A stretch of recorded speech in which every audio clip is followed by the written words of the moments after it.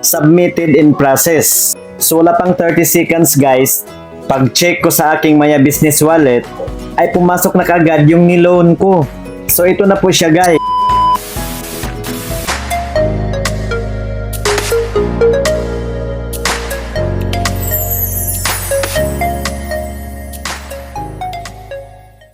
Hello everyone! Maligayang araw po sa lahat. This is Melvin once again and welcome back to my YouTube channel. Sa video pong ito ay tuturuan ko po kayo kung paano mag-apply ng personal loan sa Maya Business. Napakadali lang pong mag-apply ng personal loan dito sa Maya Business guys. Walang kahirap-hirap, approve ka agad. At wala pang 30 seconds guys pagkatapos ng application ay dinisburse ka agad sa aking Maya Business Wallet ang pera na niloan ko. Wala nang selfie guys, wala nang form na pipilapan, at wala na ring iba pang dokumento na isasubmit. Basta't may account na po tayo sa Maya Business ay sapat na. Medyo maliit lang po na halaga na in-approve sa akin guys. Pero okay lang yun, total first loan ko pa lang naman. Kaya sundan nyo lang po at tapusin ang video ito dahil ipapakita ko po sa inyo actual ang aking pag-apply guys. Para makita din po ninyo kung magkano po ang in-approve sa akin na halaga. At tuturuan ko na rin po kayo kung paano i-cash out ang pera na niloan natin dito sa Maya Business. Disclaimer lang po, ang video ito ay hindi po sponsored ng Maya Business guys ha. At ang offer na ito ay hindi po applicable sa lahat po ng Maya Business users. Random account siguro yung in-offeran ng Maya Business guys, kaya isa na po ako doon na naka-avail. So let's go! Bago po ang lahat, sa mga bagong pasok pa lang po sa aking YouTube channel at sa mga di pa nakasubscribe, pakiclick na yung subscribe button na sa baba at pakihit ang notification bell para ma-notify po kayo sa tuwing may bago na naman akong mga tutorial na i-upload sa aking channel. Maraming salamat po. So let's start! Ito, panoorin nyo. So ayan po guys, naka-open na po ang aking Maya Business account at ipapakita ko muna sa inyo kung anong level na po ang aking account. I-click lang natin itong more dito sa baba. So ang aking account guys ay naka-basic level 2. Ayan po, makikita po natin. So ngayon, ipapakita ko rin sa inyo ang laman ng aking wallet. So i-click lang natin itong wallet. So sa makikita natin guys na zero balance ang aking wallet. Next po ay ipapakita ko rin sa inyo ang aking mga transactions dito sa Maya Business. So ito pa lang po yung mga transactions ko guys, yung mga na-deposit ko at na-withdraw. So balik na po tayo doon sa home. Ipinapakita ko lang yan sa inyo guys para malaman ninyo kung bakit ako in-offera ng personal loan. So ngayon, i-click na natin itong loans. So ito po yung data privacy notice ng Maya Business Loan guys.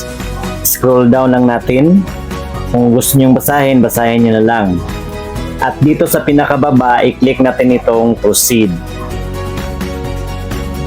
Maya Advance, extra puhunan ang kailangan. Add store inventory and invest that new business idea easily. At ito na po ang in-offer na loan term ng Maya Business guys, up to 90 days. At ang maaari daw nating mautang ay a minimum amount of 500 pesos and a maximum amount of 350,000 pesos. Wow, ang laki ah. So ngayon guys, i-click na natin itong apply now. What is this loan for? So may mga pagpipilian po tayo dito guys. Operational fund, startup fund, remittance fund, personal loan at itong others. At dahil personal loan ang content natin ngayon, so itong personal loan ang pipindutin natin. Then click po natin itong proceed dito sa baba.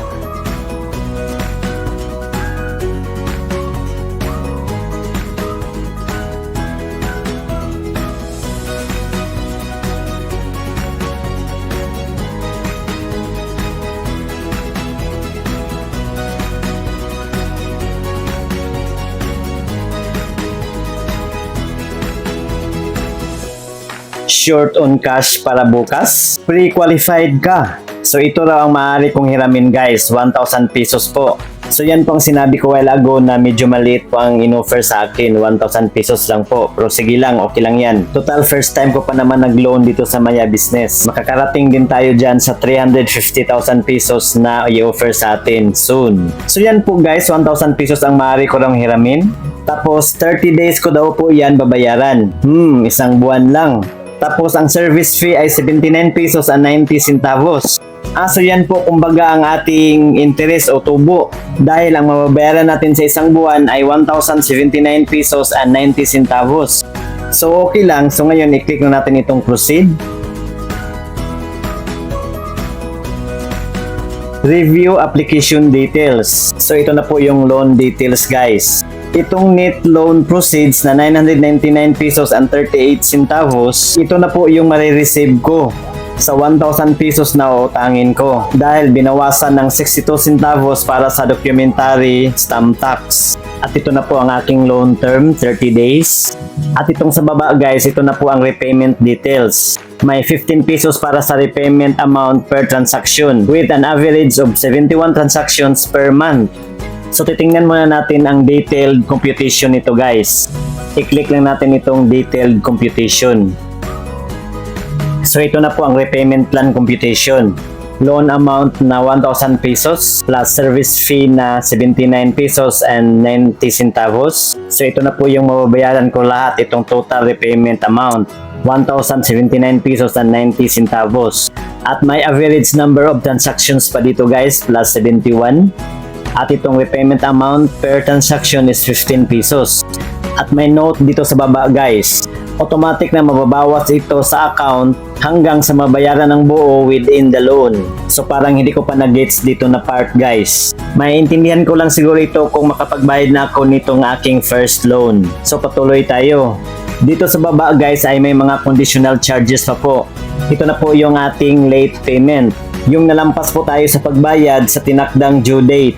So may late payment charge guys na 5% of past due balance. Halimbawa sa 1,000 pesos na inutang mo, nabayaran mo lang yan ng 500 pesos. So ang balance mo ay 500 pesos. Tapos lumagpas ka na sa due date, ang penalty po niyan ay 5% sa balance mo na 500 pesos. Ang 5% sa 500 pesos is 25 pesos. So magiging 525 pesos na lahat ang mababayaran nyo.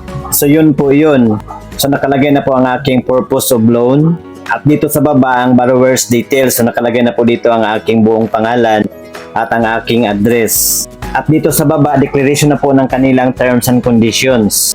By accepting, I declare that I have read and agree to the following. So ito na po ang kanilang mga data privacy agreements and terms at conditions. Kung hindi nyo ipagpatuloy ang inyong application guys, i-click na ninyo itong reject. At dahil pagpatuloy ko ito, itong accept ang pipindutin ko.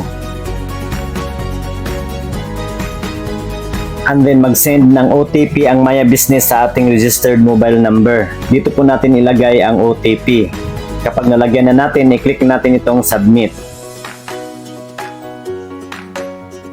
Submitted in process. So wala pang 30 seconds guys. Pag-check ko sa aking Maya Business Wallet, ay pumasok na kagad yung niloan ko. So ito na po siya guys, 999 pesos and 38 centavos. So ngayon tuturuan ko po kayo kung paano i-cash out ito. I-click lang natin itong deposit to bank.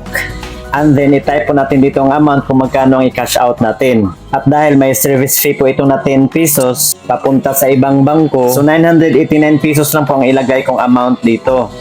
And then mamimili na po tayo ng bangko kung saan natin i-transfer.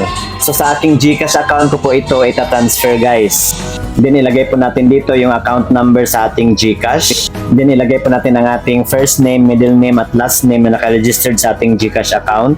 At dito sa customer cellphone number ay pwede rin ating GCash number ang ilagay na lang dito. At dito sa purpose ay loan po ang nilagay ko.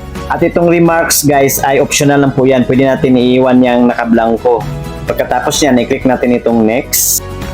Then, reviewin yung mga detalye na nakalagay. Then, i-click natin itong confirm.